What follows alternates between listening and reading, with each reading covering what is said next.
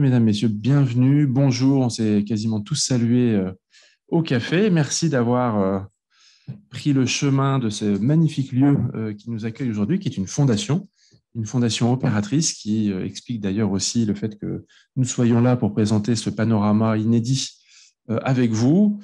Nous sommes retransmis en Zoom. C'est un exercice qui est pas très simple de s'adapter aux nouveaux usages du réceptif maintenant, en mélangeant la présence et le à distance. C'est toujours agréable de vous voir en vrai. Sans plus attendre, peut-être appeler M. Duloisy, qui est directeur général de la Fondation, qui nous fait le plaisir de nous accueillir. Merci pour votre accueil. Merci beaucoup. Bonjour à tous. Je suis donc Alban Deloisy, directeur général de la Fondation François Sommer, et je suis vraiment très, très honoré de vous accueillir. Alors, je crois que le président n'est pas encore arrivé, mais Madame la vice-présidente, Monsieur le secrétaire général, vous tous, mesdames et messieurs, chers collègues adhérents du CFF, puisque la Fondation François Sommer est également adhérente du CFF, et j'ai envie de dire, chers amis de l'intérêt général. Vous représentez tous ici de prestigieuses fondations et fonds de dotation, et je suis à ce titre extrêmement honoré de pouvoir vous accueillir dans l'enceinte de la Fondation, dans cet auditorium qui a été voulu justement comme un lieu d'échange, de partage et de diffusion de la connaissance, puisque la Fondation François Sommer contribue maintenant depuis plus de 50 ans au dialogue constructif entre les différents acteurs de la défense de l'environnement, qu'ils soient chasseurs, naturalistes, scientifiques, artistiques, écologistes ou intellectuels, au-delà des polémiques. Et pour commencer, permettez-moi tout d'abord de vous dire quelques mots sur notre fondateur François Sommer et son épouse Jacqueline, qui l'a beaucoup soutenu. François Sommer est un personnage emblématique des 30 Glorieuses. Il a eu une vie assez incroyable, qui a fait l'objet d'un livre. D'ailleurs, je fais un peu de pub, qui est réédité, puisque nous allons célébrer dans les mois à venir les 50 ans de la disparition de François Sommer. Et d'abord, tout a commencé parce que François Sommer était un héros de la Seconde Guerre mondiale, résistant. Il rejoint le général de Gaulle à Londres, puis aviateur dans les forces aériennes françaises libres, et puis compagnon de la libération du fait de sa guerre héroïque. Industriel innovant, il hérite jeune de la fabrique familiale de feutres dans les Ardennes, le feutre, le tissu, et il le transforme en quelques décennies en numéro 1 européen du revêtement de sol dans les années 60-70 et les fameuses industries Sommer, devenues plus tard Sommer Alibert.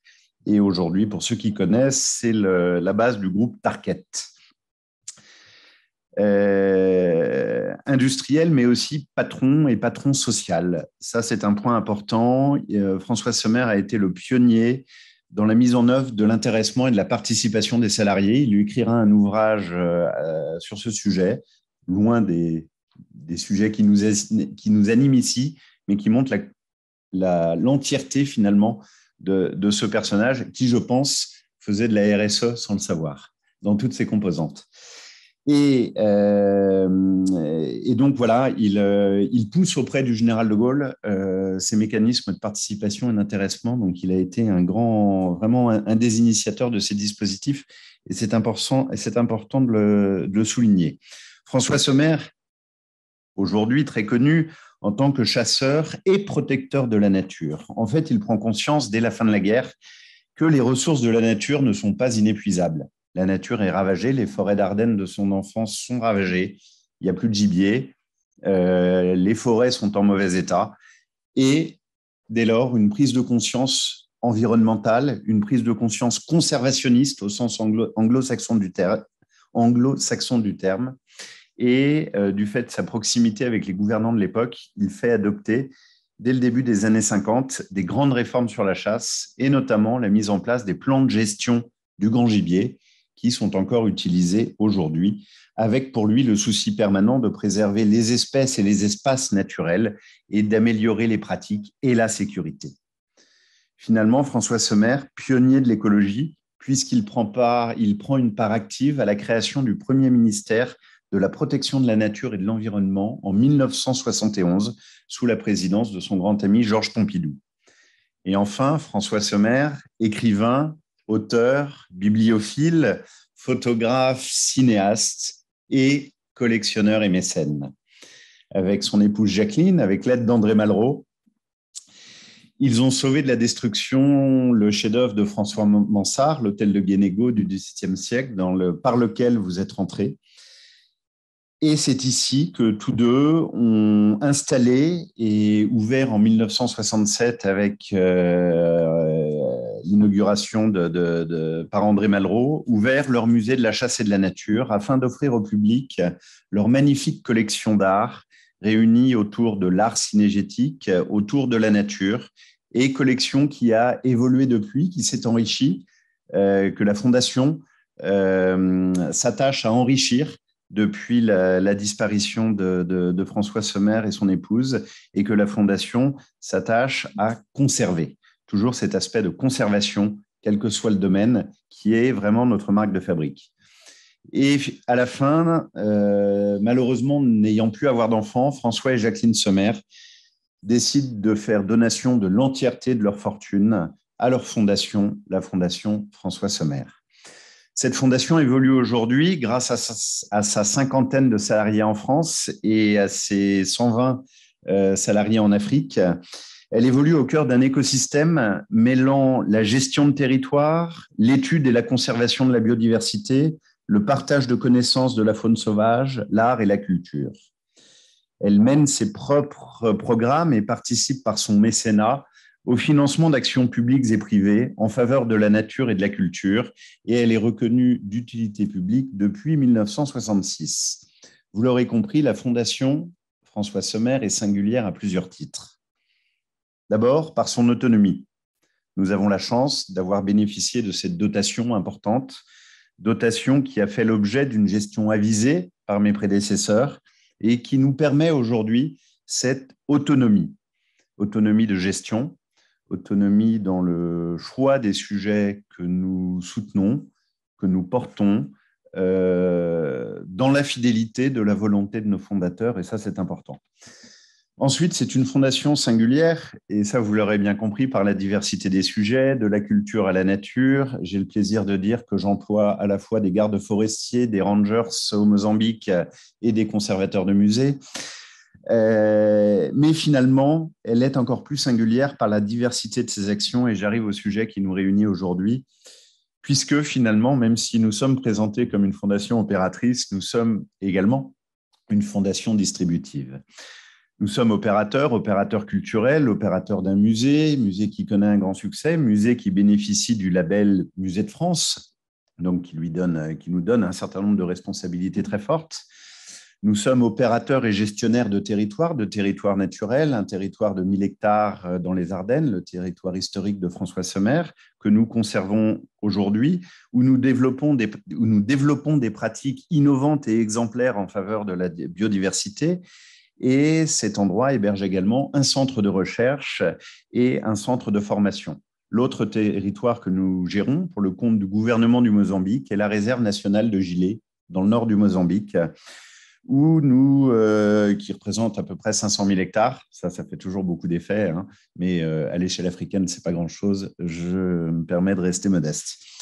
Et là-bas, grâce à nos équipes, nous travaillons sur des sujets comme la lutte contre le braconnage, la protection de la faune et la flore, la conservation d'espèces, la réintroduction d'espèces sauvages et surtout sur des programmes de développement communautaire afin d'associer les populations locales aux richesses de cette réserve sans qu'elles viennent se servir elles-mêmes. Et tout ça, nous le faisons aussi grâce à l'aide de l'Agence française de développement et de l'Union européenne qui nous appuie beaucoup sur ces programmes. La Fondation François Sommer est également une fondation distributive.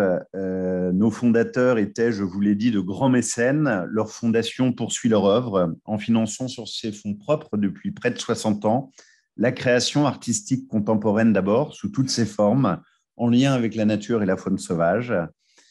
Et puis, nous participons au financement de programmes français et européens de recherche touchant à la conservation des espèces, des espaces, avec des laboratoires publics et privés, des universités, de grands acteurs publics français comme l'Office français de la biodiversité ou le CNRS, par exemple. Alors, avant de vous rendre la parole, je tiens à vous dire à quel point nous nous reconnaissons dans la définition que vous faites en préambule de votre rapport. Alors là, je me permets de citer. Les fondations opératrices sont des acteurs très singuliers de l'intérêt général. Elles présentent des caractéristiques intéressantes, une histoire souvent ancienne, des valeurs exprimées à l'épreuve du temps, une démarche d'amélioration continue et une capacité à mettre en œuvre des solutions innovantes. Alors oui, l'intérêt général, la stabilité, les valeurs, l'innovation sont inscrites dans notre ADN. Nous pouvons en être fiers tous autant que nous sommes. Merci enfin de nous avoir choisis pour présenter cette étude fort intéressante. Merci, monsieur le secrétaire général, d'avoir piloté ces travaux avec vos équipes. Et merci de m'avoir donné l'occasion de vous partager un petit peu de l'esprit sommaire.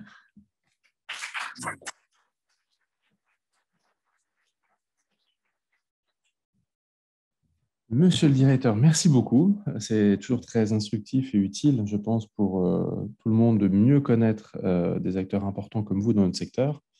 Et donc, merci d'avoir pris ce temps et de nous l'avoir fait partager. Alors, je vais tout de suite me tourner vers nos deux éminents pilotes de cette démarche que nous portons aujourd'hui, qui s'expriment par ce panorama qu'on va vous présenter. Donc, Catherine Schwartz, qui est vice-présidente du CFF et qui représente la Fondation Partage et Vie, et Stéphane Dauge, administrateur du CFF, qui représente la Fondation d'Auteuil. Alors, vous pouvez vous mettre effectivement là ou ici, comme vous préférez. Là, c'est peut-être mieux. Non, mais installez-vous là, c'est très, très bien, en fait. C'est parfait. Donc, Stéphane et Catherine qui ont orienté les travaux de l'équipe. Il fonctionne, oui. Bonjour à tous. Et effectivement, nous sommes très heureux de présenter aujourd'hui ce panorama des fondations opératrices. Le travail a commencé il y a 18 mois, 2 ans environ. On s'est posé une question de définition. Les fondations opératrices, elles sont peu connues et elles n'ont pas de définition légale. Donc, si nous voulions en parler, faire connaître leur action, il fallait au départ faire ce travail de définition, de nommage de cet objet si particulier qu'est la fondation opératrice. Donc, c'est ce qu'on a fait et on le verra dans la présentation du panorama tout de suite après. Donc, il y a eu cette interrogation de départ. Et puis ensuite, nous avons réuni un certain nombre d'entre elles. Je crois que nous étions une douzaine environ. Pour faire remonter des sujets dont ils souhaitaient parler. Donc, il y a de très nombreux sujets qui sont remontés. Et puis, nous avons pris la décision de travailler sur une cartographie, de sortir des chiffres qui parlent. En communication, c'est toujours très intéressant d'avoir des chiffres. C'est beaucoup plus intéressant que de longs discours. Et ça nourrit le panorama aujourd'hui.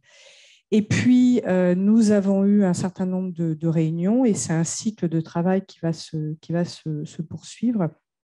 Alors, vous avez raison, monsieur, les fondations opératrices, elles sont assez méconnues. Pourtant, elles ont une histoire souvent ancienne, elles sont très ancrées sur les territoires, elles sont souvent employeuses. Et à la Fondation Partage et Vie, nous avons 6400 collaborateurs et c'est quelque chose qui est très peu su. Donc, moi, j'ai très confiance dans le fait que ce panorama va permettre de mieux les connaître. Et il y a une dynamique qui a été enclenchée par le CFF et notamment une dynamique de communication qui, je trouve, est tout à fait intéressante. Bon, je crois que Catherine nous a à peu près tout dit. Moi, je voudrais déjà remercier la Fondation Sommer de nous accueillir ce matin et puis remercier le CFF d'avoir pris l'initiative de lancer ce panorama qui est en fait un état des lieux de ce que représentent aujourd'hui dans notre pays et au service de l'intérêt général les fondations opératrices comme l'a exposé Catherine, donc c'est le fruit de 18 mois de travaux qui ont donc démarré par une première réunion avec un certain nombre de fondations opératrices. Et puis, et je pense que nous serons dévoilés tout à l'heure quels ont été les documents utilisés pour réaliser ce panorama. Lors de l'atelier du CFF à Annecy en juin dernier, on a également eu un temps d'échange avec certaines fondations opératrices présentes à Annecy et puis certaines fondations distributrices. Et effectivement, comme tu le disais, en fait, la présentation de ce panorama, c'est vraiment une étape vers davantage de rencontres et d'échanges entre fondations opératrices et également entre fondations opératrices et fondations distributives avec l'aide du CFF. Alors, parmi les sujets qui ont émergé, il y a un certain nombre de sujets relatifs aux relations avec les pouvoirs publics et avec les institutionnels, donc un partage d'échanges sur les relations avec les différents ministères, les parlementaires, les relations à l'échelle régionale et locale.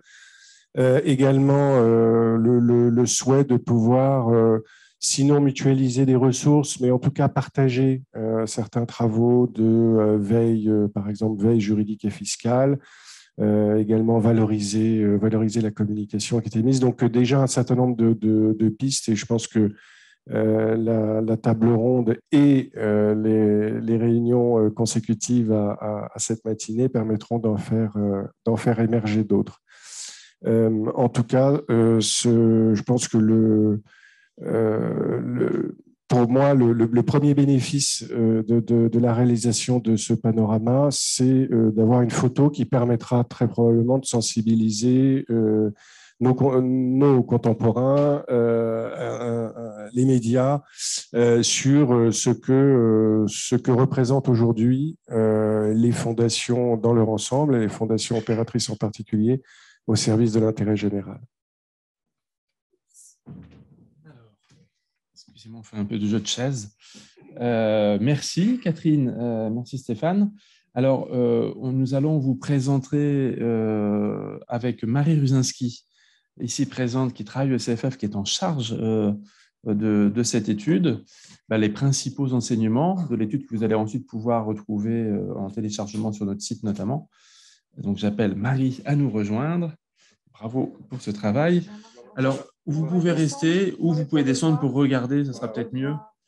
On va le faire à deux voix avec Marie. Et effectivement, monsieur, revenir sur un point important que vous avez souligné, il existe de nombreuses fondations qui ont une activité mixte entre opératrices et distributives. On a inclus évidemment dans cette étude ces fondations qui avaient cette double activité. La caractéristique principale qu'on a voulu identifier, c'est de gérer en direct une activité, même si à côté, par ailleurs, on peut aussi être distributif. On pense que cette caractéristique apporte à ces fondations des besoins, des réflexions, des pratiques, des questions, des enjeux de représentation différents des fondations qui ne font que distribuer et qui sont celles qui sont les plus connues dans le collectif, en tout cas dans la pensée commune. Une fondation est distributive, mais pas que. Et voilà, alors quelques mots, peut-être Marie, pour lancer ce panorama qu'on va faire à deux voix, et je ne sais plus qui doit dire quoi, donc je vais vraiment me laisser guider par toi. Et donc c'est moi qui commence, excusez-moi, peut-être oui, juste un rappel. On a répété pourtant hier longuement, mais donc là c'est une photo du secteur des fonds et fondations qui est le panorama qui est publié par la Fondation de France tous les 4 ans. Celui-ci date un tout petit peu, mais on a tenu à vous le présenter car il vous donne des grandes tendances du secteur en France. La Fondation de France estime à 11,6 milliards le total des dépenses dans l'année en 2019. 2700 fondations en activité, 1950 fonds de dotation, et on voit un secteur qui globalement croît sensiblement. Et nous reviendrons ensuite sur ces chiffres, car pour information, le Centre français des fondations a construit ces derniers mois un annuaire des fondations qui nous apporte désormais une data mise à jour en permanence et qui nous permet ça c'est chiffres qui datent de 2019, de les actualiser. Et on estime aujourd'hui que nous sommes à 7000 fonds et fondations en France. Et au moment de l'étude, quand on a commencé il y a 1 an, on était à 6600. Donc, ne vous étonnez pas, hein, les chiffres que nous utilisons dans cette étude, ce sont les chiffres produits par le CFF sur la base de nos propres bases de données, qui sont des bases de données légales, hein, pour l'essentiel, le JO. Donc, voilà une petite explication technique. Peut-être un point ensuite sur le pourquoi, comme l'ont très bien dit Catherine et Stéphane. Le rôle du CFF, c'est d'être au service des fonds et fondations que vous êtes. Et pour être à votre service, le premier point pour nous est de bien vous connaître, bien pouvoir vous identifier. Et pour vous identifier, il faut savoir à qui on souhaite s'adresser et d'essayer ensuite de voir si des groupes constitués ont des enjeux, des besoins particuliers. Vous allez le voir, les fondations opératrices ont différentes caractéristiques, dont la première est d'être massive dans le secteur. Et donc, il nous semblait essentiel déjà de bien comprendre qui vous étiez, vous, fonds et fondations opératrices, avant ensuite de nous mettre à votre service pour tout au long de l'année essayer de produire du contenu, de la représentation, de la communication, mais de le faire avec vous et pour vous. Alors, c'est à toi. Bonjour à tous. Donc, avant de rentrer dans les grandes tendances de l'étude, on va faire un petit point méthodologique. Donc, pour les données de ce panorama, on s'est basé sur différentes sources. Premièrement, sur les données de l'étude emploi salarié dans les fonds et fonds de dotation que le CFF a mené en 2018. On a également exploité des données non confidentielles qui ont été fournies par nos adhérents. Et on a aussi collecté des données publiques dans les comptes publiés au journal officiel et les rapports d'activité. Ensuite, la deuxième partie du panorama que vous pourrez découvrir, ça correspond plus à une étude qualitative où on a interrogé 13 de nos adhérents, donc fondations opératrices, à mettre en valeur les actions innovantes qu'ils mènent. Et alors, pour ce qui est le premier point en fait, de cette étude, qui est la définition des fondations, nous avons travaillé en collectif pour… Cette définition n'est évidemment pas une définition légale, elle est sans doute perfectible, mais elle est le fruit de travaux et de consensus par le secteur, par les fondations opératrices elles-mêmes, et cette définition est salutaire pour pouvoir travailler. Donc, on a commencé par là. Donc, la fondation que l'on a proposée qui distingue, en fait, qui vient compléter la définition préexistante qui était la définition des fondations gestionnaires. Le CFF avait déjà fait des travaux en 2012 sur ces fondations dites gestionnaires, mais il nous a semblé que le terme gestionnaire renvoyait plutôt au secteur médico-social, qui est un secteur important, mais néanmoins pas exhaustif. Par exemple, lorsque l'on gère un musée, est-ce qu'on peut se sentir une fondation gestionnaire? Peut-être pas complètement. Lorsqu'on gère une ONG comme Plan, est-ce qu'on est gestionnaire? Pas complètement non plus. Donc, on a souhaité un peu élargir cette définition en revenant sur vraiment les éléments consubstantiels de l'activité, qui sont pour nous le fait que cette fondation opère directement une action d'intérêt général, ça c'est le premier point, à distinguer en creux d'une fondation qui distribue pour soutenir des acteurs qui font de l'intérêt général. Il y a bien sûr l'intérêt général, qui est comme toutes les fondations et tous les fonds de dotation est l'élément quasi caractéristique de notre secteur. Ensuite, que ces fondations se dotent des moyens nécessaires pour opérer cette activité, ce qui fait que nous recherchons des fondations qui ont des moyens suffisants. Alors, c'est un faisceau d'indices que l'on a utilisé. Donc, il faut, avec quelques milliers d'euros, il est difficile réellement d'opérer selon nous. Il y a ensuite des moyens humains. Donc, il faut être employeur, selon nous, plutôt de manière sensible, mais là aussi, on peut pondérer cette indication, et avoir des moyens matériels qu'on a essayé de matérialiser par un établissement, qui peut être le siège de l'établissement, de la fondation, voire de nombreux établissements, et comme c'est le cas, notamment dans le secteur médico-social. Tous ces indicateurs, nous les avons utilisés et travaillé le fichier que nous avons, dont je vous parlais, de 6600 structures avec différentes bases de données, pour en identifier au moins 509 fondations opératrices ou mixtes comme vous, Et ensuite, nous avons essayé de qualifier toujours ce fichier. Et donc, 509 fondations, un point important est de relativiser ces 509 sur les 6600 structures qu'à l'époque nous identifions, ce qui fait que les fondations opératrices ou mixtes en France représentent environ 7,5% du nombre total de fondations en France. Alors maintenant, au niveau des statuts juridiques, on remarque que dans le secteur des fonds et fondations, et notamment dans les fondations opératrices, on observe les 6 statuts juridiques. Donc, il y a à la fois des FRUP, des fondations de coopération scientifique, des fondations d'entreprise, partenariales, fonds de dotation et fondations abritées. On remarque néanmoins une certaine tendance. 82% des structures qu'on a recensées comme étant opératrices sont des FRUP. Mais il est important aussi de montrer la montée des fonds de dotation qui existent depuis 2008 et qui représentent déjà à peu près environ 7% des fondations et fonds de dotation opérateurs.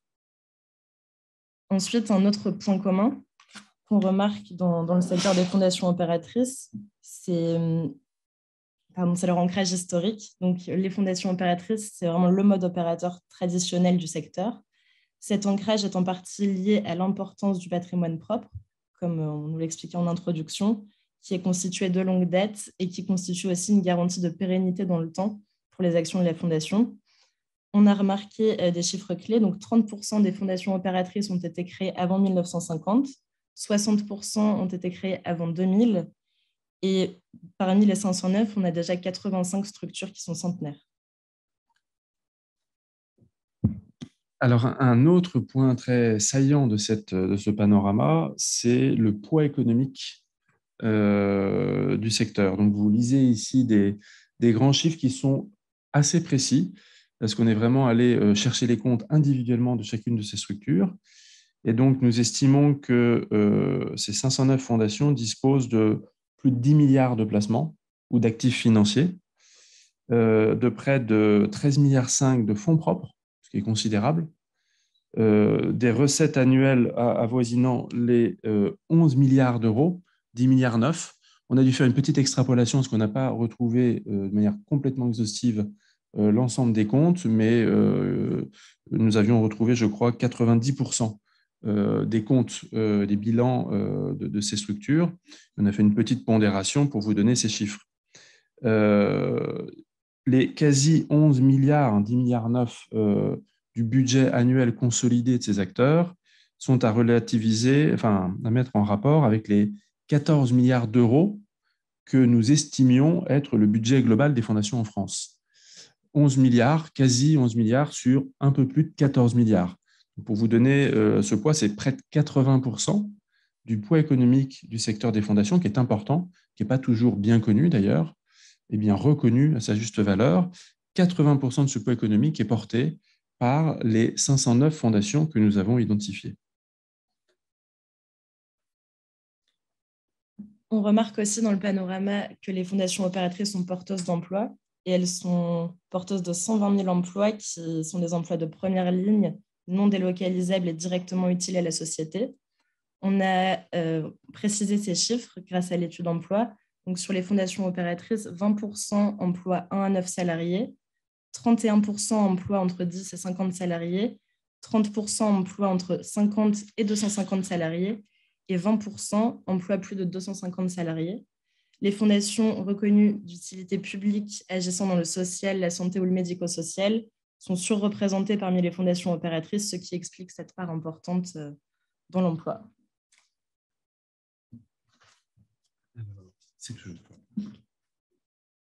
Donc ensuite, on remarque aussi un ancrage territorial important. Donc, comme vous pouvez le voir sur la carte, 46% des sièges des fondations opératrices sont situés en Île-de-France.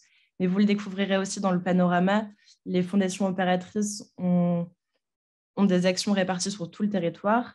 Et donc, 54% des fondations opératrices sont aussi situées dans les territoires, ce qui démontre un ancrage local et territorial important qui permet aux fondations de mener des actions d'intérêt général concrètes, adaptées aux besoins et fragilités des territoires.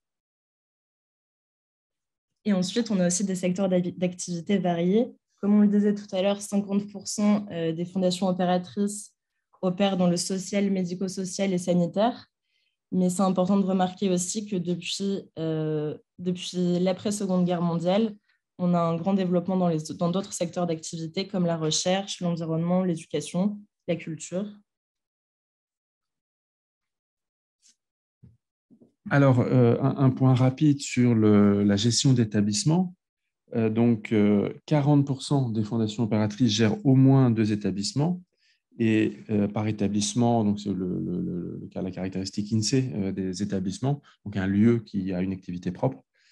Et 10% seulement ont plus de 10% de ces établissements.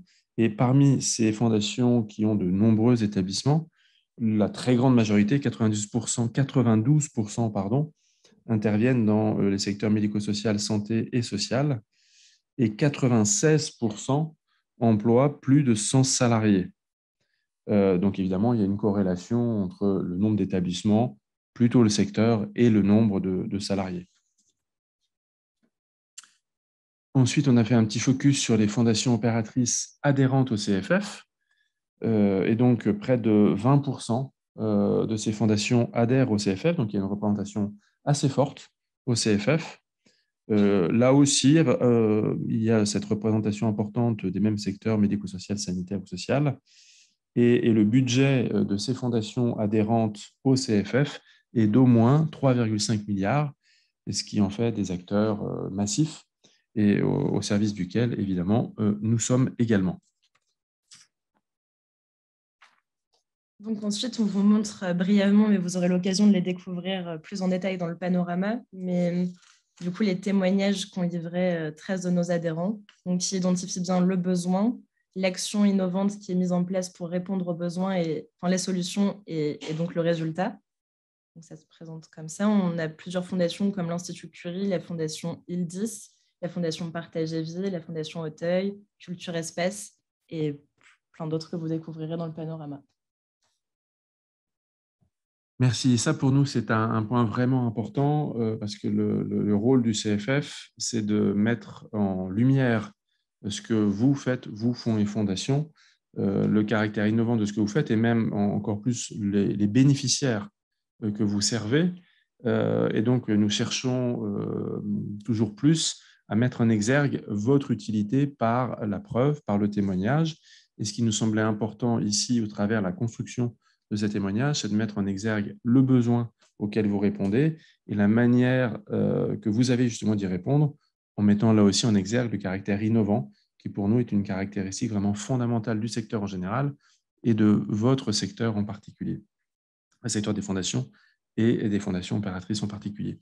Alors peut-être pour conclure, déjà je remercie beaucoup Marie pour le travail qu'elle a porté tout au long de cette année, parce que c'est elle qui a produit cet ouvrage sous le contrôle et le pilotage de Catherine et Stéphane et avec l'ensemble des participants. Donc, c'est un vrai boulot. Merci beaucoup. Et l'autre point, vous dire que, comme on l'a signalé, on ne va pas en rester là. L'idée, c'est de commencer les travaux pour essayer de mieux comprendre de quoi on parle et maintenant d'essayer de répondre aux attentes qui ont été exprimées. On va continuer d'ailleurs à essayer de les capter auprès de vous. Ce que l'on a reçu pour l'instant comme besoin, c'est de travailler sur les sujets des relations institutionnelles, notamment avec les tutelles, parce que ce secteur est très marqué par des relations avec les tutelles, donc les subventionneurs. Il y avait une attente également qui se partage avec d'autres fondations de travailler sur la collaboration et la mutualisation, peut-être encore plus si on pense aux enjeux climatiques d'ailleurs, parce que peut-être qu'on peut acheter ensemble, pourquoi pas. Il y a des enjeux de plaidoyer particuliers, tant sur l'emploi que sur la compréhension des pouvoirs publics, des caractéristiques propres, même statutaires de ces fondations. Un point qui nous a semblé important, c'est lorsque vous êtes fondation opératrice, vous devez souvent emprunter. Il y a parfois des règles un peu désuètes, comme l'autorisation préalable préfectorale liée à l'emprunt, qui ne sert pas à grand-chose si ce n'est perdre 6 mois sur un projet. Donc, c'est le genre de sujet qu'on a déjà ouvert avec la puissance publique, mais on est à votre écoute si vous constatez d'autres freins de ce type. Il y a un enjeu, bien sûr, de développement des ressources. Ce secteur est historiquement peu financé par le mécénat, sauf exception. Beaucoup d'acteurs strictement, notamment médico-social, sont plutôt financés largement par des fonds publics, même si depuis une dizaine, quinzaine d'années, le mécénat tend à se développer. Et enfin, un sujet de communication qui nous est cher aussi, parce qu'on a constaté que le secteur est pour cause, était peu connu parce que peu cartographié et peu nommé. Voilà les 5 premiers sujets que nous allons essayer de travailler avec vous. Et voilà ce que nous voulions vous dire sur ce panorama. Alors peut-être avant de passer à la table ronde qui va être assez courte, mais néanmoins importante, peut-être si vous avez des questions sur ce panorama, ou peut-être d'ailleurs dont je vous propose qu'on les garde pour la fin, pour sans plus attendre, proposer à nos 4 intervenants de monter à la tribune et poursuivre le débat. Merci. Merci Marie. Merci.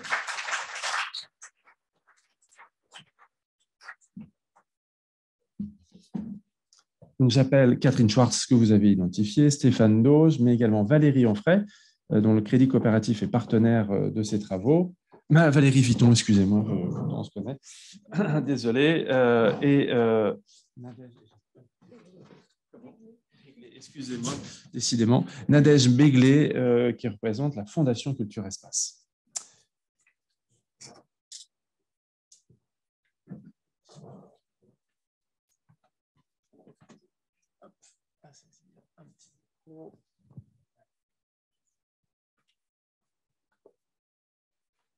Merci beaucoup. Alors, on va prendre un peu de temps ensemble pour essayer de donner un peu de corps à cette étude et aux futurs travaux. Il nous semblait important de vous permettre de réagir sur ces premières indications. Et Catherine, sans plus attendre, quelles est pour toi les caractéristiques saillantes dévoilées par ce panorama qui t'ont le plus interpellé? Alors moi, d'emblée, c'est le chiffre de 120 000. Hein, c'est 120 000 emplois. Et ça, c'est quelque chose qui est très, très peu connu du grand public et pas forcément connu des décideurs publics. Et pourquoi ce chiffre est important? Parce que c'est le secteur des fondations opératrices et en particulier peut-être le secteur médico-social que je représente, c'est un secteur d'opportunité parce que vous avez des dizaines de métiers qui sont proposés dans les établissements comme les EHPAD, comme les établissements d'accueil pour personnes en situation de handicap. 120 000, ça représente quelque chose. Hein. Et sur les territoires, nous sommes des employeurs importants. Hein. Un EHPAD en milieu rural ou semi-rural, ça peut être 50 emplois, des emplois de proximité. Comme disait Marie tout à l'heure, des emplois qui sont non délocalisables, non automatisables.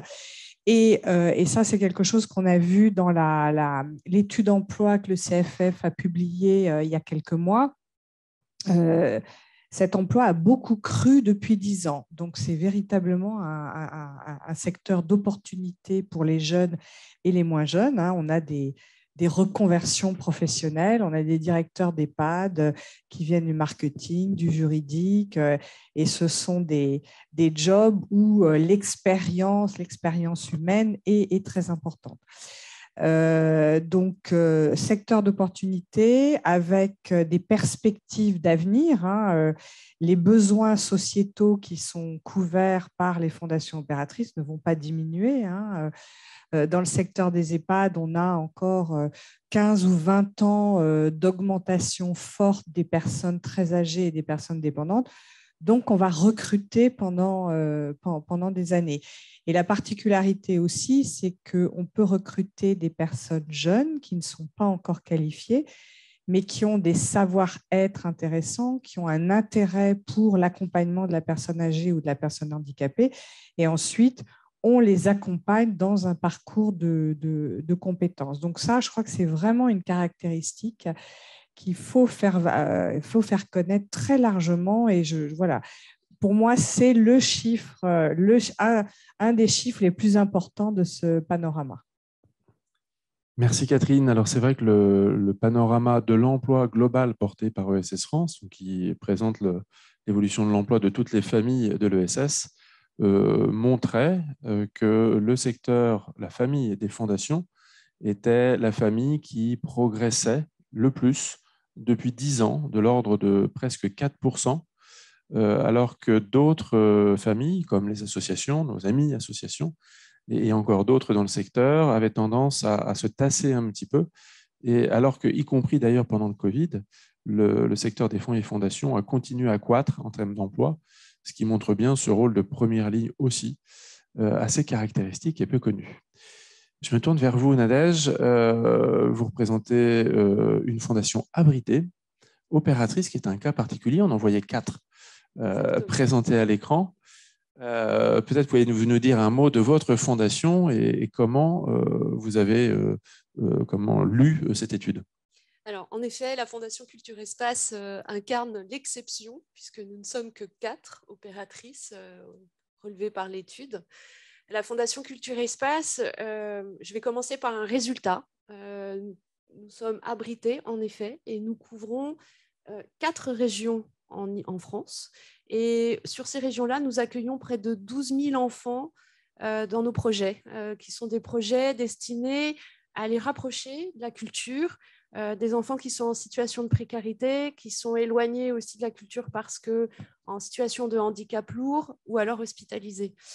Et donc, ce que je voulais vraiment relever par rapport à cette étude, c'est que nous sommes une petite fondation avec un gros résultat et nous sommes une petite équipe également. Et nous ne sommes que 3 salariés et je voulais vraiment signaler l'importance de la cohésion au sein du secteur et de l'accompagnement que l'on peut avoir des pouvoirs publics. Donc, nous avons un travail en effet très fort de lobbying et de sensibilisation sur le territoire, au niveau des villes, des académies, puisque nous travaillons avec les académies pédagogiques, mais aussi du ministère. Un ministère qui nous suit depuis le début, c'est le ministère de l'Éducation nationale, et nous travaillons à nouer davantage de relations. Là où, évidemment, vous avez votre rôle de CFF, et puis ce que nous souhaiterions, c'est vraiment l'amplification des liens entre sociétés opératrices, parce qu'il y a une sorte de solidarité avec le terrain, et on l'a bien vu à travers l'étude, la plupart des fondations opératrices sont situées en Île-de-France, mais voilà, il faut vraiment développer aussi les liens sur les territoires, mais aussi entre fondations opératrices et fondations distributrices, sans parler des cas mixtes. Voilà, donc ça, c'est vraiment quelque chose que, en tout cas, nous, à la Fondation Culture Espace, nous souhaitons développer, et c'est aussi notre travail au quotidien. Merci Nadège. Je vais passer la parole à Stéphane, mais sur ce point, vous signalez d'ailleurs au passage que le CFF, depuis l'année dernière, s'est doté d'un réseau de correspondants régionaux dont vous pourrez retrouver les coordonnées sur notre site. Alors, notre site aussi, pour information, va changer dans quelques semaines pour un site un peu toiletté. Mais sachez qu'à Lyon, à Montpellier, à Toulouse, à Lorient, à Angers et à Lille, vous avez un adhérent comme vous qui est là pour essayer de tisser du lien sur le territoire, de faire vivre un peu les écosystèmes de fondation. C'est très développé à Lyon avec Carmen Sanchez de l'ARHM, une autre fondation opératrice d'ailleurs, mais dans d'autres villes également. Donc vous pouvez, si vous le souhaitez, sur ces territoires, vous appuyer également sur nos correspondants. Stéphane, de ton regard, qu'est-ce qui t'a semblé notable dans cette étude? Alors, je ne reviendrai pas sur l'emploi, mais effectivement, ce sont des chiffres intéressants. À travers les chiffres, moi, ce que je vois tout d'abord, c'est un dynamisme assez impressionnant du secteur. Le fait qu'on ait, puisqu'on a eu les dates, alors il y a eu une fondation créée, je crois, au XVIIe siècle, enfin bon, impressionnant, mais on s'aperçoit qu'on a 85 structures centenaires sur 509 et 66 créées depuis 2011. Donc, ça montre bien le dynamisme du secteur, c'est-à-dire d'un côté, une certaine pérennisation des fondations opératrices, mais également la création de fonds et de fondations répondant à de nouveaux besoins émergents. Je trouvais aussi intéressant le fait que 62% des fondations abritantes soient opératrices. Ça démontre en fait la capacité de fédérer des fondateurs autour de causes existantes. Et puis, ça rejoint également, pour ceux qui l'ont suivi, il y a eu à un moment donné un débat, je crois, soulevé par la Cour des comptes et abordé également par le ministère de l'Intérieur sur est-ce qu'on peut être opérateur et abritant. Et je trouve que le fait que 62% des fondations abritantes soient opératrices montre bien la nécessité de préserver et d'accompagner cette possibilité pour des fondateurs de s'associer sur le long terme à des causes existantes.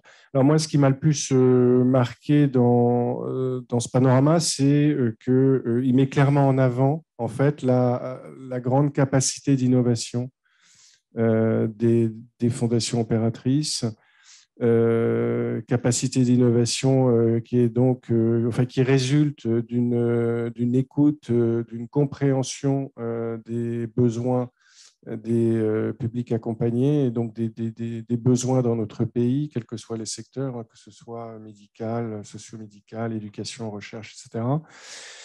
Et cette innovation, donc portée par les fondations opératrices et accompagnée de fait par les fondations distributives, elle me semble essentielle dans la mesure où on est tout de même aujourd'hui dans une époque où les fondations, le secteur, accomplit un certain nombre de missions que l'État ne peut plus financer.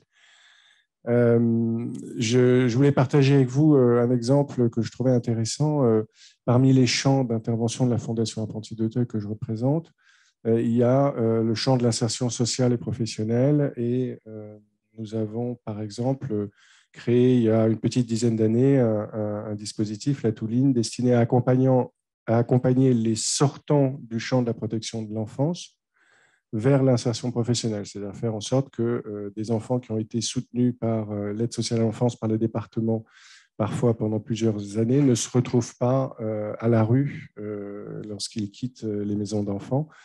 Et on a organisé une rencontre il n'y a pas très longtemps avec un certain nombre de fondations et de mécènes soutenant la Touline, et on avait souhaité y associer également le département du Val d'Oise, dans lequel nous avons une Touline à Sannois, et nous avions invité à cette table ronde le directeur général adjoint du département en charge des solidarités.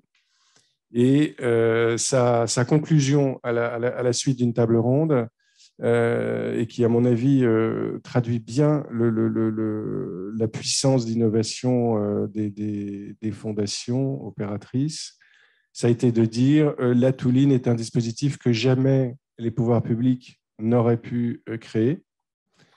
Maintenant, le fait que vous ayez développé ce dispositif, que vous ayez pu le développer grâce à l'accompagnement de fondations distributives, de mécènes, et donc d'être en capacité d'en mesurer l'impact, fait qu'aujourd'hui, alors on n'avait pas choisi le Val d'Oise par hasard, fait qu'aujourd'hui, le Val d'Oise pérennise les dispositifs en signant avec nous une convention pour financer 3 emplois à temps plein dans le cadre de cette Touline. Donc, ce que je retiens là, c'est que les fondations opératrices peuvent aujourd'hui démontrer au pouvoir public, avec l'appui des fondations distributives et des mécènes, l'impact et les coûts évités pour la société d'un certain nombre d'actions et de dispositifs. Donc, ce caractère innovant me paraît essentiel, et tu le disais tout à l'heure, Jean-Marc, je sais qu'on peut compter sur le CFF pour favoriser justement cette innovation et ce partage d'expérience. Merci Stéphane. J'en profite pour vous signaler que le livre blanc du Centre français des fonds et fondations, en fait, qui est votre livre blanc, a été diffusé la semaine dernière à l'occasion de la Journée européenne des fondations, et vous pouvez le retrouver sur notre site. Je salue Nicolas Mitton, notre responsable plaidoyer juridique ici présent, si vous avez des questions. Dans ce livre blanc, une des mesures pour nous importantes que nous essayons de porter, c'est la reconnaissance par les pouvoirs publics de ce caractère innovant, en prenant une illustration de ce besoin de reconnaissance qui est en fait une distorsion de concurrence à la défaveur du secteur de l'intérêt général, qui est que le crédit impôt recherche, qui est très encouragé par l'État et très utilisé par les entreprises, ne soit pas accessible aux associations et surtout ici aux fondations, et qui, comme on l'entend, ont comme caractéristique première d'innover. Et aujourd'hui, elles n'ont pas accès à cette incitation, qu'elle soit fiscale ou même symbolique, parce qu'elles n'ont pas une activité commerciale, ce qui est fort regrettable, parce qu'évidemment, innover pour accompagner des jeunes qui sortent de difficultés nous semble tout aussi intéressant que d'innover pour d'autres missions de l'entreprise classique. Et donc, c'est un des sujets qu'on essaye de porter très fort. Un autre point que tu as souligné, c'est le caractère de fondation abritante pour ces fondations. Là aussi, Nicolas, ici présent, anime un échange, un peu comme on l'a fait sur les fondations opératrices, pour les fondations abritantes. Il y a un questionnaire qui a été diffusé à toutes les fondations abritantes françaises, qui va nous permettre de faire ce même travail qu'aujourd'hui, mais pour les fondations abritantes, notamment dans le cadre de la suite de différents rapports de la Cour des comptes qui viennent un peu questionner ce métier. Et donc, on aura l'occasion de revenir vers vous sur ce sujet. Je me tourne vers toi, Valérie, toi qui n'es pas une fondation, même si le Crédit Coopératif a une fondation. Tu observes le secteur notamment du médico-social, du sanitaire de longue date, associations et fondations. Que relèves-tu comme fait saillant pour les fondations opératrices ? Alors, merci de m'accueillir parmi vous, parce qu'effectivement, je ne représente pas une fondation, mais une banque, le Crédit Coopératif. J'ai été très intéressée par cette étude et il y a plein de choses qui m'ont semblé intéressantes. Déjà qu'elle existe, alors ce n'est pas la première, hein, j'avais déjà eu l'occasion de voir de très près la précédente et justement l'évolution entre les deux études. Et ce que vous avez dit sur l'innovation et sur la dynamique de création de fonds et de fondations, c'est un secteur extrêmement dynamique qui n'a pas forcément toujours cette image dans le grand public. Souvent, on pense fondation, on pense les très anciennes, alors peut-être pas celles créées en 1600, mais celles créées, disons, 19e, 20e siècle, et on voit qu'il y a encore plein de choses qui se passent. J'ai été frappée aussi, parce que je n'avais pas forcément bien ça en tête, la diversification des secteurs. C'est vrai, comme tu le disais, moi j'ai beaucoup la vision sanitaire, médico-sociale, enseignement, le dynamisme, et notamment dans la culture, hein, parce que dans les exemples, là vous ne les avez pas présentés, mais il y a plusieurs opérateurs dans le secteur de la culture qui ressortent dans le panorama. Et déjà, rien que le fait qu'il y ait des chiffres, parce que alors c'est peut-être un peu de déformation professionnelle, hein, c'est vrai, dans le banque, on est assez chiffres, mais souvent on existe plus quand on peut produire des chiffres. Alors, je crois que c'est aussi qu'un début, vous allez après en produire d'autres et ce sera très intéressant.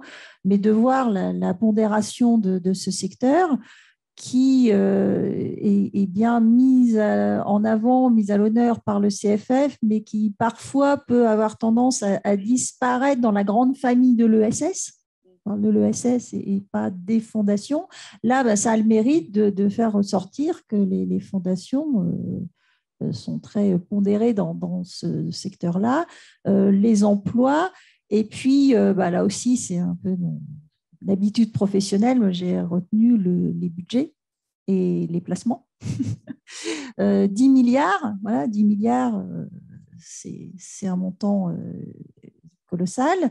Et ce qui m'a frappé aussi, c'est on est à 10 milliards sur le budget de fonctionnement et 10 milliards sur l'épargne. On a une proportion, alors c'est, j'imagine, extrêmement divers hein, selon les fondations et que toutes n'ont pas équivalence entre leurs réserves et leur budget annuel. Mais voilà, c'est un chiffre qui m'a semblé intéressant. Et intéressant parce que je me dis, du coup, ça donne une responsabilité forte aux fondations, savoir ce qu'elles font de cette épargne, comment elles l'utilisent. Alors, bien sûr, il y a des préoccupations de rendement hein, de cette épargne, parce que ça contribue au budget ou ça contribue à ce qui est redistribué. Mais il y a aussi le sens que l'on donne au placement. Et je pense que vous n'échappez pas à l'évolution générale de la société qui, de plus en plus, se dit l'argent n'est pas neutre. Alors, on dit il n'a pas d'odeur, mais surtout, il n'est pas neutre. Et Crédit Coopératif, on fait régulièrement une étude sur le sens de l'argent que vous pouvez retrouver en ligne si ça vous intéresse. Alors, le sens de l'argent pour le grand public. Et je crois ne pas dire de bêtises que c'est 75% des Français qui considèrent que l'argent, on doit se préoccuper de ce qui est fait avec son argent. Et comme ces Français sont vos donateurs, quand vous avez du mécénat, du coup, je pense que c'est un chiffre qui vous interpelle aussi. Voilà ce que j'ai retenu de ce magnifique panorama. Merci beaucoup Valérie, on va y revenir et puis on va commencer un tour de table ici mais qui se prolongera avec vous si vous avez des questions ou des attentes vis-à-vis du CFF, parce que c'est bien aussi là ce rôle d'échange et de discussion avec vous. Sur la question de déplacement, pour illustrer aussi un autre enjeu de plaidoyer qu'on doit faire connaître peut-être plus ce que l'on fait, qui n'est pas toujours visible. Là c'est un peu technique, mais les statuts types des fondations reconnues d'utilité publique mentionnent dans un de leurs articles les règles qui doivent s'appliquer pour la gestion notamment de la dotation en termes de placement, et cet article vaut aussi pour les fonds de dotation. Et cet article qui est important contraint en fait les capacités de placement de l'ensemble quasiment du secteur par capillarité, et il renvoie à un texte qui est assez complexe, voire très complexe pour bien comprendre tous les supports possibles. Si je fais ce petit détour, c'est qu'en fait ce texte est très mal connu et très complexe, n'a pas vraiment de sens technique, parce qu'il ne préserve pas du risque, pour être trivial, et surtout, il ne dit rien sur comment se construit la décision, les arbitrages de placement d'une fondation, et comment non plus on ne retrouve pas le sens qu'on pourrait donner et qui est de plus en plus attendu sur la manière dont les fondations placent leur argent. Je tiens aussi à signaler un très beau guide, alors très beau c'est un peu pompeux, parce qu'on a été à la manœuvre pour le faire, mais en collectif avec beaucoup de fondations autour de la table, un guide publié par le CFF au travers de ses travaux pour le climat, le guide qui revient à expliquer comment mettre du climat dans ses placements par rapport à comment utiliser, donner du sens à ces placements. Globalement, alors les chiffres, on ne les a pas encore complètement stabilisés, mais on estime que le secteur porte plus de 17 milliards de placements, donc ce qui est effectivement un enjeu majeur, parce que comment on oriente ou pas ces placements, on peut faire beaucoup ou pas beaucoup pour les enjeux d'intérêt général.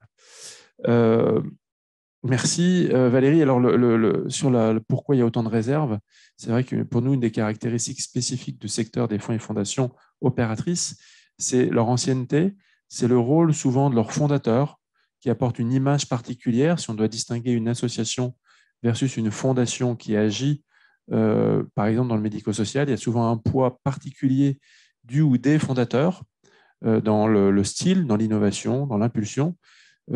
Souvent, les fondations anciennes ont pu capitaliser et aussi épargner quelque part à un moment où les reprises excédents n'étaient peut-être pas ce qu'elles sont aujourd'hui, ce qui explique aussi leur dotation, puis parfois aussi des bâtiments qui sont légués, ce qui explique leur actif. Mais voilà, effectivement, c'est un vrai enjeu.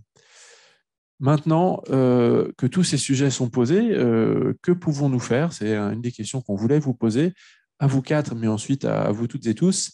Selon vous, ce constat étant posé, comment pouvons-nous agir? Sur quoi, par exemple, vous, Stéphane, à la Fondation d'Auteuil, vous voudriez que le CFF et le collectif se mobilisent? Comme je le disais tout à l'heure, je pense que le fait d'avoir réalisé ce travail et d'avoir ce panorama devrait permettre au CFF de mieux faire connaître le rôle des fondations opératrices au service de l'intérêt général. Donc, je pense qu'il y a là une possibilité d'ouvrir un chantier de communication, de sensibilisation du grand public, d'un certain nombre d'interlocuteurs sur tout ce qui se fait dans notre pays au service de l'intérêt général par les fondations opératrices, et puis pourquoi pas de mettre l'accent également sur tous ceux qui aident les fondations opératrices à mener cette action. Donc je pense que là il y a un sujet qui devrait pouvoir intéresser. Et puis l'autre attente vis-à-vis du CFF que j'évoquais brièvement tout à l'heure, c'est de faciliter et de favoriser les coopérations en fait entre membres et futurs adhérents du CFF, Alors, je sais qu'il y a pas mal de travail effectué actuellement avec la sortie prochaine d'un annuaire assez pointu. Je pense que ce qui est assez frappant, en fait, c'est que je ne suis pas sûr, enfin nous on l'a vu lorsqu'on a eu un atelier à Annecy donc, que j'évoquais au mois de juin, je ne suis pas certain que les fondations opératrices et les fondations distributives, voire mixtes, membres du CFF, soient très au fait des initiatives, des travaux, des actions menées sur les secteurs qui les intéressent, menées par les autres sur les secteurs qui les intéressent. Donc je pense que là, il y a matière, sans que ce soit trop complexe, à faciliter des moments d'échange et de réunion. Et d'ailleurs, je suis assez frappé. En fait, ce serait pouvoir prolonger toute l'année un petit peu ce qui se passe à Annecy pendant ces 3 jours, parce que c'est toujours frappant de voir, quand on a plus de 100 représentants du secteur ensemble, de voir qu'il y a vraiment une énergie, des idées qui émergent, des témoignages, ah, mais ce que vous dites m'intéresse parce que c'est exactement ce sur quoi on travaille en ce moment. Enfin bon, voilà. Donc je pense que là, le CFF a tout son rôle à jouer. Merci beaucoup. On en prend bonne note et on s'inscrit évidemment dans cette dynamique. Catherine, que pourrais-tu attendre du CFF ? Alors, je vais rebondir sur ce que dit Stéphane et puis, bien sûr, ma casquette de directrice de la communication me fait porter une attention toute particulière sur ce sujet. La dynamique est enclenchée au sein du CFF. Depuis quelques années, il y a vraiment une communication plus forte. Il y a une évolution des outils que vous pouvez recevoir, que vous lisez, vers quelque chose de plus simple et plus grand public. Ça, on en avait parlé dès que tu arrivais à ce poste. Bien sûr, le CFF est un expert sur des sujets juridiques, fiscaux, mais on ne pouvait pas continuer à recevoir des mails long de 50 lignes. Et je crois que nous sommes tous représentatifs du grand public et aussi des décideurs. Les décideurs ont besoin d'une communication très directe, très concrète, très imagée. Et donc, je crois qu'il y a eu un vrai travail là-dessus. Il faut le poursuivre. Il va y avoir un nouveau site Internet. Donc, il faut... Pour moi, là, ce que j'attends du CFF, c'est une accélération de cette dynamique de communication. Et je voulais faire référence à l'étude Harris que vous avez commandée avant l'été. Il y avait des chiffres qui étaient intéressants. Alors, on avait 86% des personnes connaissent les fondations. Bon, moi, j'étais un peu dubitative, un peu surprise, mais bon, pourquoi pas. Le chiffre intéressant, c'était les 76% qui voulaient en savoir plus. Et à mon avis, le sujet de travail, il est là. Quelles sont leurs actions, quels sont leurs impacts, comment est-ce qu'ils gèrent les fonds qui sont collectés quand il y a de la collecte de fonds. Et donc ce chiffre est extrêmement intéressant et nous indique une direction de travail. Et donc, je crois que ce travail de communication, de pédagogie, en fait, il est sans fin. Je crois qu'il faut le renouveler en permanence. Et moi, je le vois au sein de Partager Vie. En permanence, il faut faire ce travail de communication. Et je vais vous donner une anecdote. Il y a eu une affaire dont je ne citerai pas le nom début 2022 qui a secoué le secteur médico-social à la suite d'un livre publié par Fayard et qui pointe les dérives d'un groupe commercial d'EHPAD. Une directrice d'un EHPAD en Isère.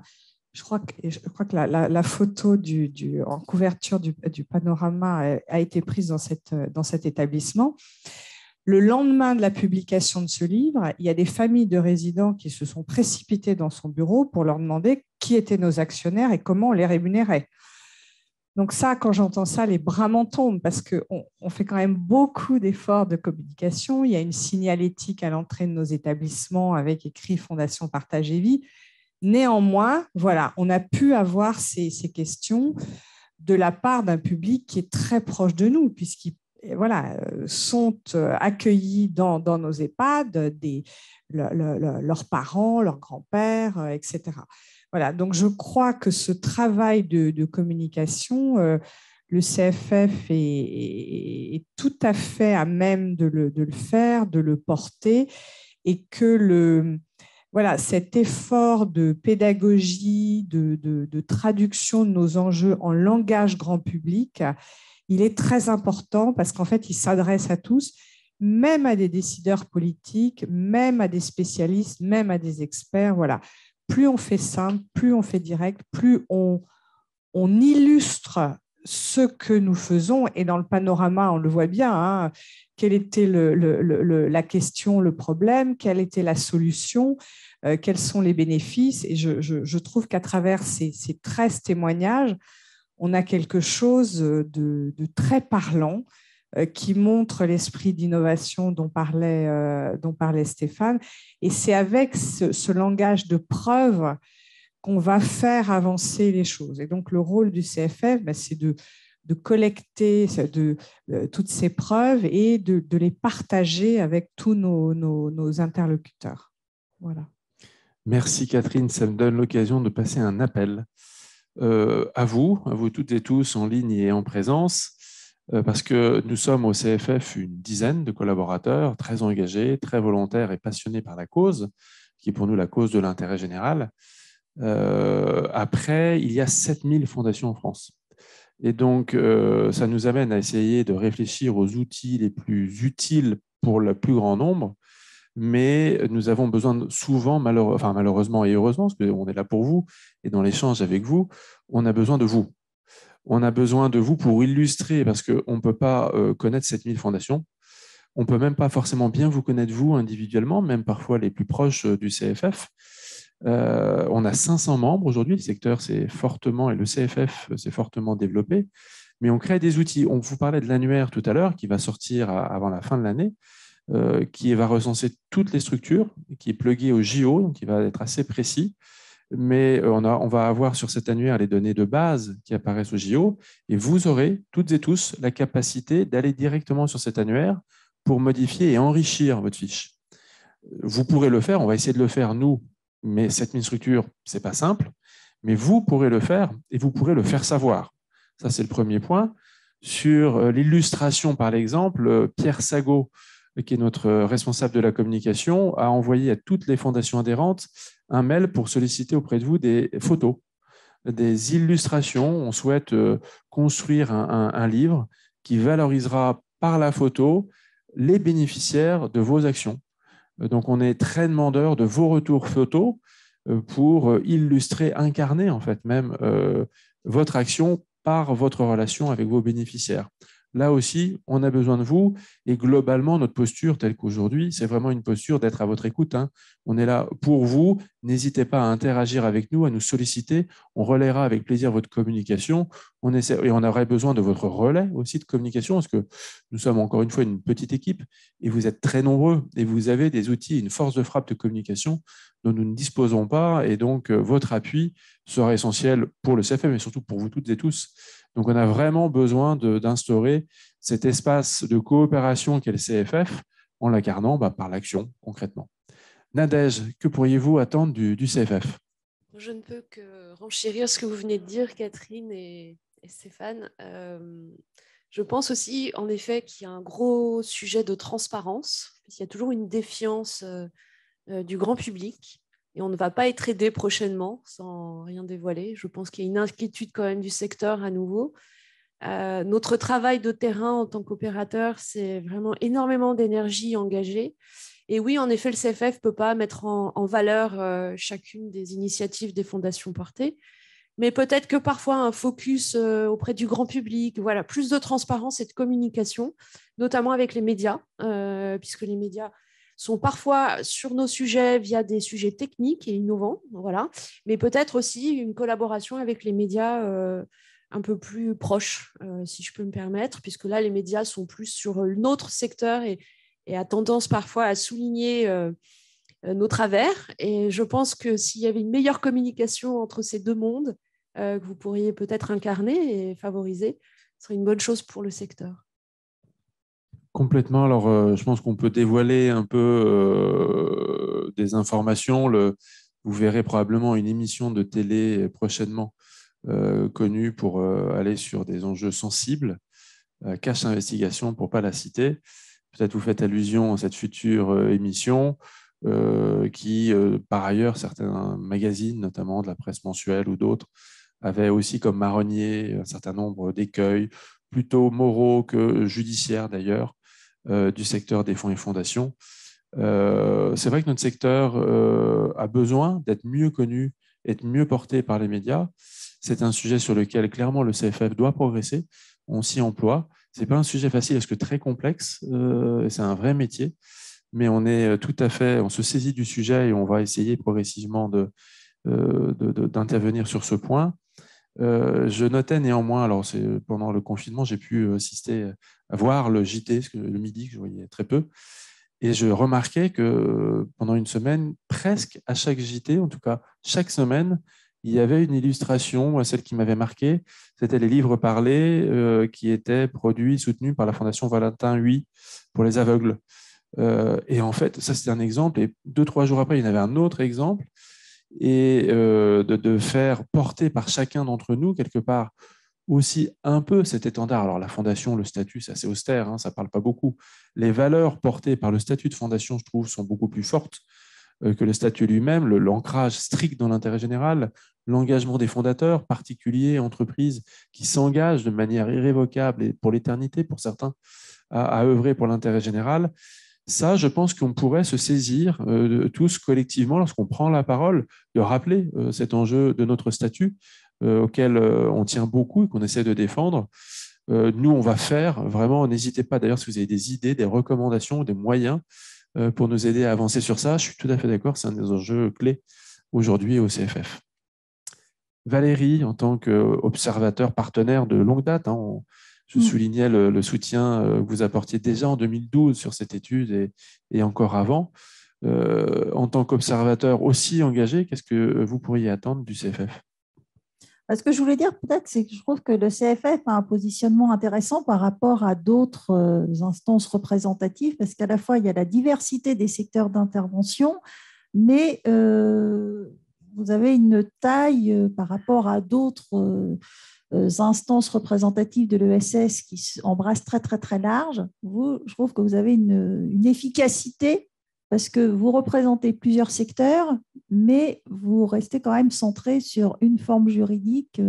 Donc, je pense que vous avez une capacité à porter des messages forts, peut-être plus que d'autres. Voilà. Bon, ça, c'était avant de faire mes demandes. Je voulais vous dire que vous aviez des atouts importants.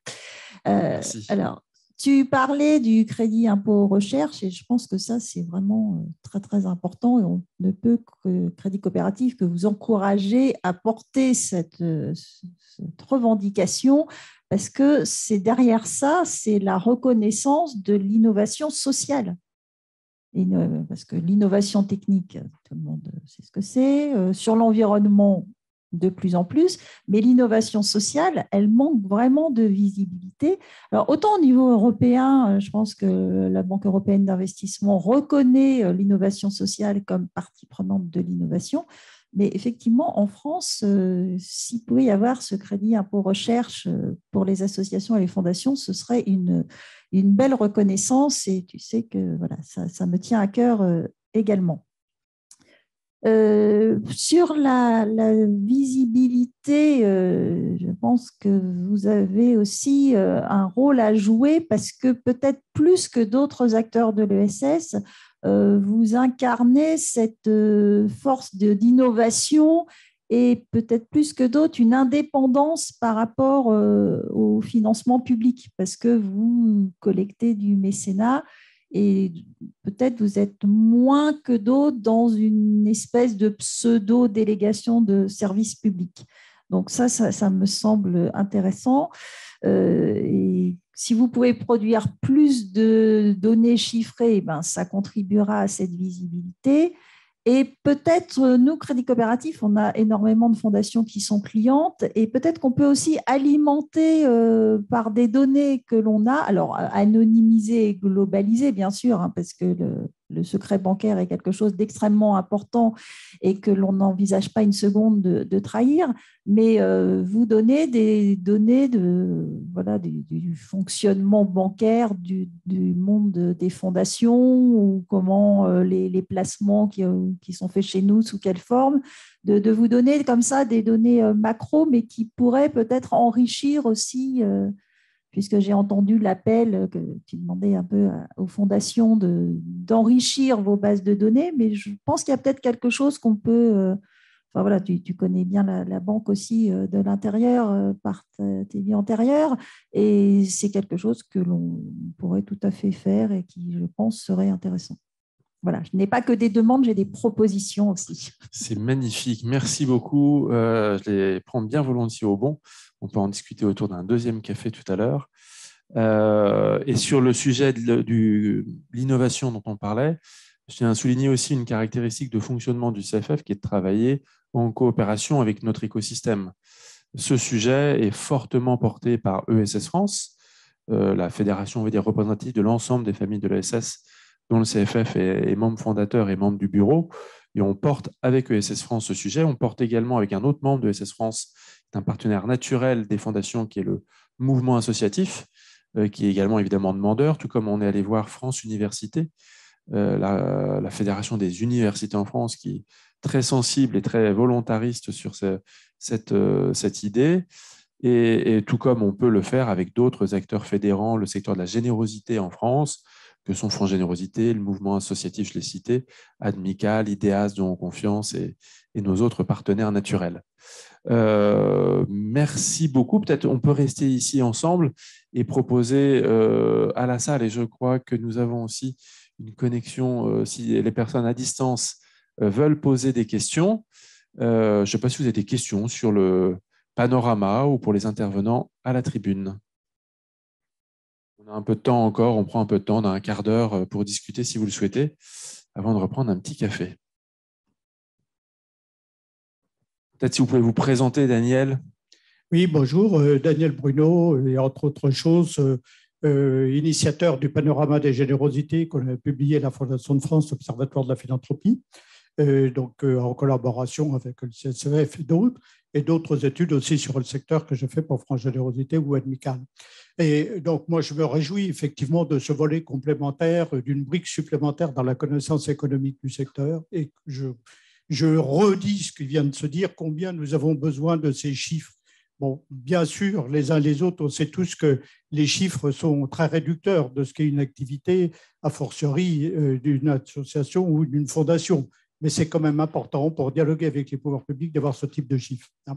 Alors, évidemment, une fois de plus, je ferai mon petit couplet sur la transparence, parce que vous l'avez évoqué, Madame Begley, on ne peut pas faire ça s'il n'y a pas de transparence. Et là encore, me plongeant presque tous les jours au JO pour aller chercher des comptes de structures, j'en ai étudié des milliers, on a encore des manques importants. Donc, il faut rappeler que toute fondation reconnue d'utilité publique doit publier ses comptes au journal officiel. Tout organisme recevant plus de 153 000 € de dons ou de subventions doit publier ses comptes au journal officiel si l'association ou fondation, et un certain nombre d'autres dispositions. Et alors, on a encore des manques ou des insuffisances dans les documents eux-mêmes qui ne font pas ressortir le montant des dons, des legs. Voilà. Donc ça, c'est dommage. Alors, donc je vous invite tous à publier largement vos comptes. On n'a rien à cacher et c'est vraiment fondamental, justement, pour le secteur de dire on n'a rien à cacher. On est des acteurs de l'intérêt général. On ne se met pas du fric dans les poches, il n'y en a pas d'actionnaires, et donc il faut quand même qu'on tienne ce volet de la transparence. Juste après, sur le plan technique, on s'est réjoui du développement des fondations. Alors, c'est tout à fait vrai, qu'on voit dans différents domaines. Je voudrais simplement appeler l'attention sur un phénomène que je remarque et qui n'est pas inintéressant. C'est le fait que les fondations, elles ne laissent pas toujours de la volonté d'un fondateur, d'un gros chèque comme ça. On a beaucoup, on observe, notamment dans le secteur médico-social, quand même pas mal de transformations d'associations en fondations. Donc, ce qui fait que ce n'est pas forcément un développement, on n'est pas parti de 0 à 1000, salariés, par exemple. Quand Partage et Vie s'est créé, il y avait déjà de nombreux EHPAD qui étaient gérés dans la mouvance des caisses d'épargne et on a créé la Partage et Vie à partir de ça. Il y a beaucoup d'autres exemples comme ça. Donc, on n'est pas forcément, dans le verbe naître, on n'est pas forcément de rien. Hein. Donc, on arrive du coup, on fait monter les statistiques simplement parce qu'on a changé de catégorie juridique, les transcourants. Voilà. Merci en tout cas de cette étude, c'est super bien. Merci Daniel. Le temps que le micro arrive aux deux autres personnes qui ont levé la main, aux trois autres personnes, c'est vrai qu'on a identifié sur 5000 personnes morales au moment de l'étude que 2600 comptes qui étaient mis à disposition JO. Qu'on a analysé, ces 2600 comptes, qui fait quand même la moitié à peu près du secteur, mais il en manque quand même quelques-uns. Et on a regardé aussi précisément la transformation d'Asso en fondation dans les chiffres en matière d'emploi. Alors, dans ces chiffres qu'on avait publiés avec l'Observatoire de SS France, il n'y avait qu'une dizaine de transformations d'associations en fondation, alors avec des chiffres de nombre de salariés conséquents, hein, mais je pense que probablement on est passé à côté de la statistique. On est tous au courant qu'elle est souvent pas complète ou pas tout à fait exacte. On est très humble sur ces chiffres, mais on avait regardé ce point, on avait constaté qu'il y avait peu de transformations, même si elles étaient. Et pourtant, les créations de FRUP sont plutôt, en ce moment, l'objet de transformation d'associations en fondations. Donc, c'est un point qu'on va regarder de près. Tout à fait, Daniel. Merci. Madame. Oui, bonjour. Moi, juste 3 choses. Je vais aussi appuyer ce qui a été dit sur le crédit impôt recherche. C'est quand même assez incroyable que ce soit réservé au secteur commercial, parce que par définition, dès l'instant où... Excusez-moi, pardon, juste pour mieux comprendre le propos, vous êtes qui? Je représente la Fondation Droits d'enfance. Merci. Donc, voilà, donc du secteur ESSMS sur le champ effectivement de la protection de l'enfance. Donc effectivement, des enjeux de plaidoyer dessus assez considérables. La deuxième chose, c'est qu'effectivement, je partage l'avis de Madame Viton, je crois, qui disait, ou je ne sais plus, peu importe, qui disait qu'effectivement, en matière d'innovation, l'innovation technologique, l'innovation écologique, etc., on sait très bien ce que ça peut être. L'innovation sociale, c'est très compliqué, en fait, à démontrer. Et quand on répond à de multiples appels à projets, quand on fait des sollicitations effectivement de soutien financier, on nous demande systématiquement « est-ce que c'est innovant ?» Donc, il vaut mieux répondre « oui » en général.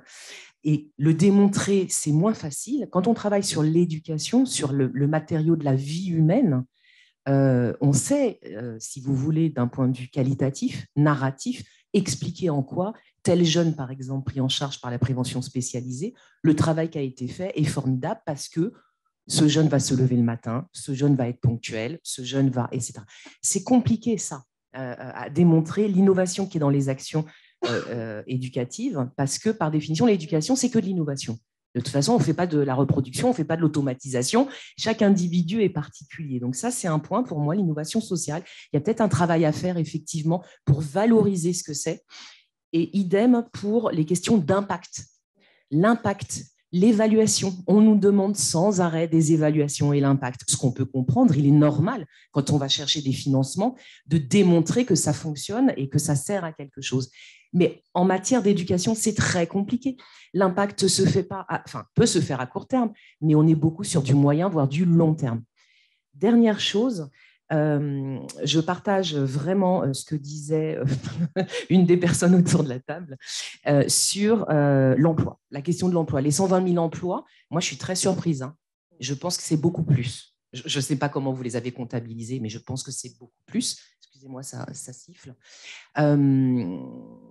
Il y a des enjeux de plaidoyer considérables. Aujourd'hui, dans le champ de la protection de l'enfance, nous ne trouvons plus de personnel. Il n'y a plus d'éducateurs spécialisés. Je connais beaucoup moins bien le champ des personnes âgées, personnes handicapées, mais en tout cas, dans le champ de la protection de l'enfance, c'est une catastrophe. On court tous après des éducateurs. Ce sont des métiers qui sont tellement durs, qui ont été tellement dévalorisés, qui sont tellement mal payés, même s'il y a des revalorisations avec le Ségur, qu'aujourd'hui, on a un vrai problème de recrutement. Et il y aura une explosion de recrutement par rapport aux personnes âgées, Mais il faut se dire aussi que par rapport aux gamins, il y a une explosion des besoins et surtout avec des enfants de plus en plus fracturés et des familles de plus en plus fracturées. Donc là, il y a des enjeux vraiment importants, effectivement, je crois, de valorisation du travail qui est fait au quotidien et de ce qui est déjà là maintenant, avec le Covid d'ailleurs, et des années à venir. Merci beaucoup, madame. Le temps que le micro arrive à l'autre personne qui a demandé la parole, peut-être 2 réactions, et pourquoi pas si vous en avez d'autres, mais le code statut INSEE, en tant que fondation, il y a un code statut INSEE, et je vous encourage à vérifier si vous êtes bien identifié à l'INSEE. Alors, au-delà du sujet très austère, c'est comme ça qu'on a dû requalifier près de 30% des fondations et qui n'avaient pas à l'INSEE le bon code statut. On a fait des croisements sur le nom, sur nos connaissances, sur nos fichiers, mais la stat était complètement fausse. En plus et en moins, d'ailleurs, on avait des universités entières considérées comme fondations alors qu'elles avaient une fondation partenariale, par exemple, et donc des milliers de salariés rattachés. Donc votre code statut, au-delà de cet enjeu trivial, est absolument fondamental. Et sur le crédit impôt recherche et innovation sociale 2014-2024, les 10 ans de la loi ESS qui définit l'innovation sociale, nous allons évidemment participer activement aux travaux de ESS France pour porter l'attention sur ce point particulier. Merci beaucoup pour l'attention. Je ne sais pas si vous voulez réagir ou peut-être prendre l'autre question qui est ici. Pardon, madame. Oui, merci. Anne-Claude Dargent, je dirige le mécénat et les activités commerciales de Paris Musée, donc les musées de la ville de Paris. Et je suis nouvelle dans ce groupe de réflexion et je voulais rebondir sur les 2 commentaires sur les chiffres et sur l'impact. C'est vrai que c'est un vrai challenge de pouvoir aujourd'hui, dans le reporting, à la fois évaluer l'impact en quantité et en qualité, autant pour les politiques, en l'occurrence, ça nous concerne pour notre tutelle, mais aussi pour le grand public, pour les mécènes qui soutiennent les fondations ou les musées et pour ensuite, en interne, motiver les équipes. Donc, je serais intéressée, je ne sais pas si vous avez un groupe de travail là-dessus, pour entendre l'expérience des autres fondations sur les méthodes, la méthodologie, les matrix qui ont été mis en place pour à la fois traduire l'impact autant en chiffres, mais parfois c'est vraiment dans la quantité.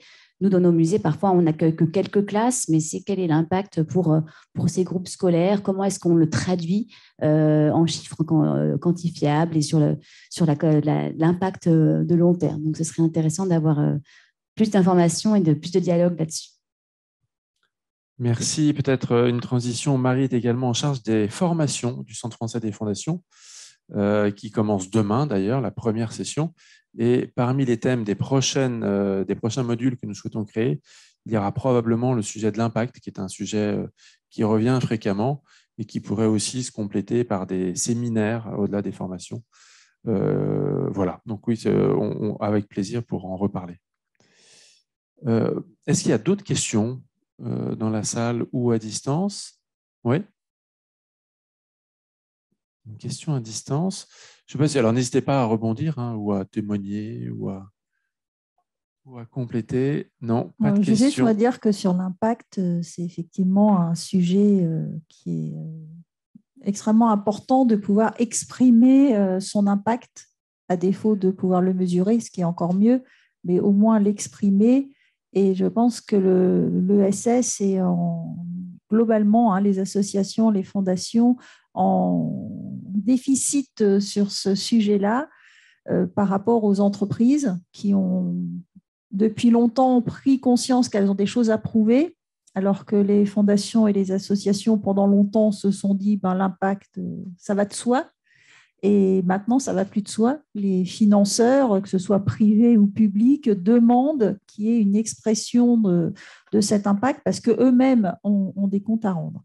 Alors, il y a plein de méthodologies, mais je peux vous inciter à vous rapprocher de l'AVIS, qui est une structure qui accompagne beaucoup l'ESS sur ce sujet-là. Catherine. Oui, sur comment apprécier, évaluer l'innovation sociale, je voulais avoir un message optimiste. Moi, je trouve que nos tutelles, donc les tutelles des EHPAD, ce sont les agences régionales de santé, les ARS et les conseils départementaux. Donc, il nous arrive très régulièrement sur tout le territoire de répondre à des appels à projets ou des appels à manifestation d'intérêt. Et pour l'innovation qu'on a intégrée dans le panorama, à savoir la mise en place d'équipes autonomes d'auxiliaires de vie, on a beaucoup de qualitatifs dans l'appréciation de l'impact de cette innovation sociale. Et aujourd'hui, quand même, ces appels à projets et le dialogue qu'on a avec nos tutelles prennent en compte cet aspect qualitatif. Et on n'a pas toujours des chiffres, des espèces sonnantes et trébuchantes à mettre en avant pour évaluer l'impact de nos actions. Et moi, je trouve qu'il y a eu un vrai progrès ces dernières années dans la prise en compte de l'innovation sociale, de la manière dont elle se construit et de la manière dont elle s'évalue. Et c'est vraiment un dialogue avec nos tutelles. Et je pense qu'il y a eu une maturation, une montée en compétence sur ces sujets, alors qu'il faut encore continuer à pousser, mais on va plutôt dans le bon sens.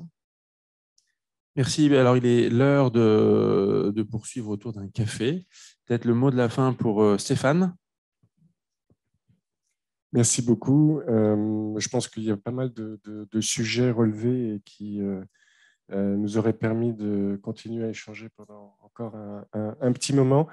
Moi, ce que je retiens, c'est qu'il y a des besoins communs et puis des besoins qui sont peut-être un peu plus spécifiques par secteur d'activité.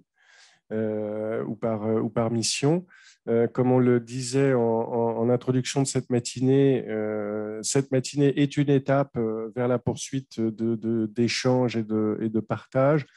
Donc peut-être à nous de réfléchir ensemble sur la manière dont on veut poursuivre ces échanges, de manière à ce que ce soit le plus efficace possible pour chacun, parce qu'il peut y avoir des sujets très pertinent pour une fondation œuvrant dans le secteur médical et absolument pas pour d'autres œuvrant dans la culture. Et en revanche, certainement des points communs. Donc, je pense que les échanges là nous invitent, si on veut progresser efficacement, en parallèle à tous les autres sujets, parce que je rejoins complètement ce qui a été dit sur la communication, ce qui a été dit sur la transparence, ce qui a été dit sur l'évaluation, les difficultés d'emploi. Là, il y a beaucoup de pistes, mais je pense qu'on maintenant à nous de structurer un peu pour voir comment est-ce qu'on peut, en essayant d'imaginer comme ça des temps courts de rencontres, s'assurer qu'un maximum de membres du CFF, que ce soit d'ailleurs des fondations opératrices ou des fondations distributives, puissent en tirer le meilleur parti. En tout cas, merci d'avoir organisé cette matinée et puis c'était intéressant également d'avoir une banque parmi nous. Merci madame. Merci beaucoup. Je remercie tout le monde, bien sûr la Fondation et vous toutes et tous autour de la tribune et vous qui êtes venus jusqu'à nous.